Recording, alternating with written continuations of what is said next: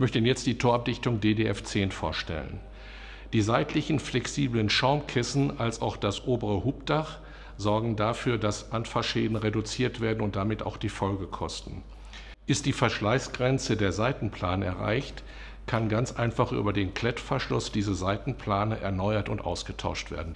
Wir erleichtern die Montage der Seitenkissen und des Dachteiles, beim Dachteil in der Form, dass wir das Gewicht um 11 Kilogramm reduzieren und nur noch insgesamt 9 Befestigungspunkte an der Konstruktion haben.